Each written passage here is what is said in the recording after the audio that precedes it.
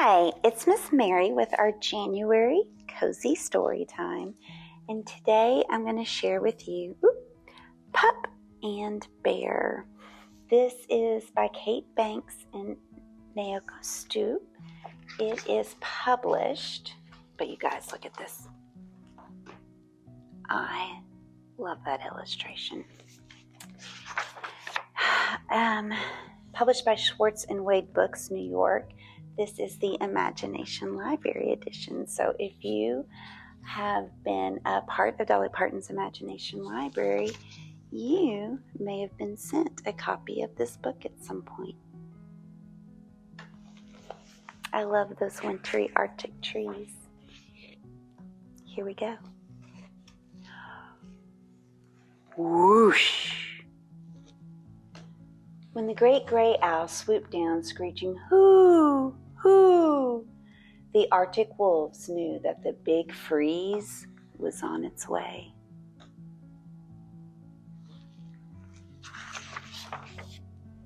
They took shelter in a snowdrift, and they listened to the fierce wind holler and roar. They watched the snow blow in spirals, wrapping the world in a fluffy white coat.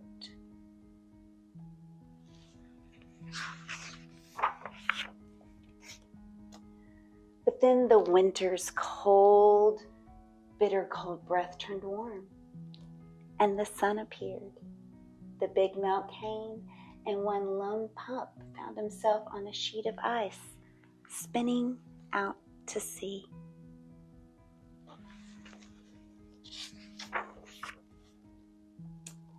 The pup slid into the water. He swam and he swam. When he reached the land, he burrowed into a snowbank. He was tired, and he wanted his mother. The pup closed his eyes and fell asleep, listening to the throb of silence across the still landscape.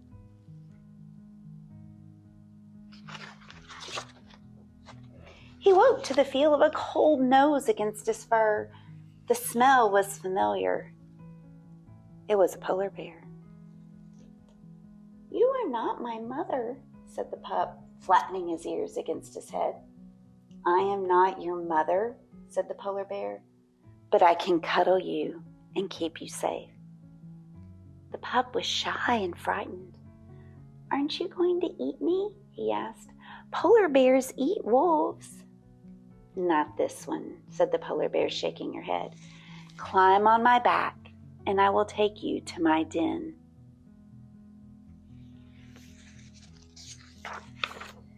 The pup stretched a paw forward cautiously.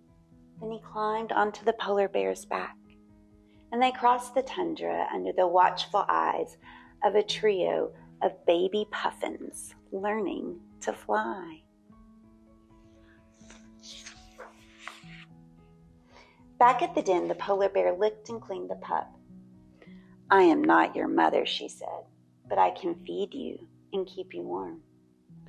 The next day, they set off across the icy tundra. Wintry tundra. When they spotted a walrus with long, sharp tusks, the polar bear bellowed and chuffed.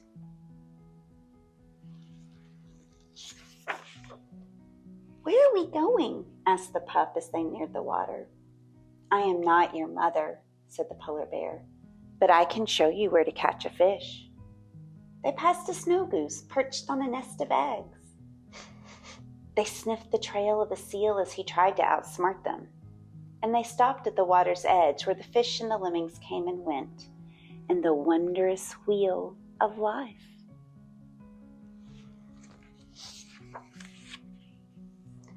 The sun shone down on the crisp, crackling snow, and the polar bear rolled in a snowbank. "Come on," she said to the pup. "I am not your mother, but I can play with you." But when the pup tugged too hard at the polar bear's fur, the bear growled. "I am not your mother," she said, "but I can scold you." Then she nuzzled the pup and tickled his tummy. Tired at last, the pup curled up against the bear, and they napped, listening to the wind whimper and sigh.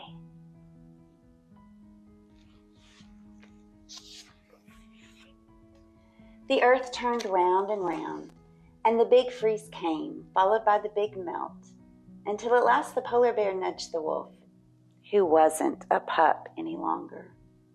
"I am not your mother," she said, "but I know it's time for you to go."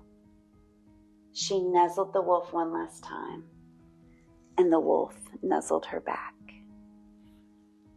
Then he walked out into the wide world.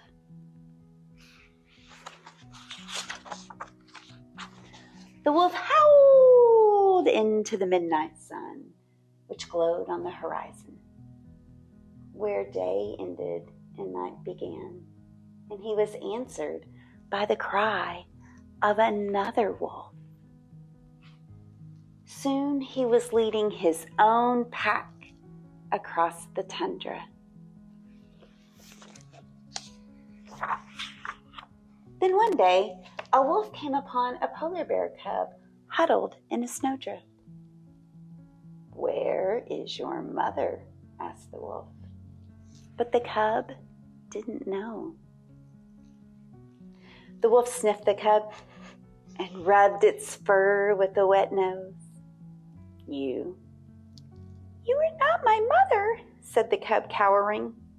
"I am not your mother," said the wolf, "but I can cuddle you and keep you warm."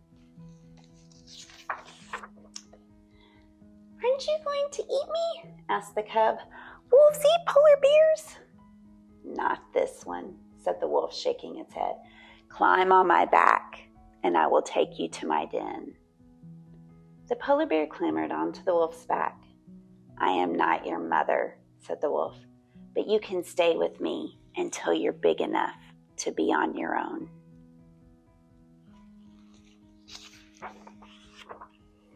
And the wolf led the pack back across the tundra, along the path that went round and round in the wondrous wheel of life.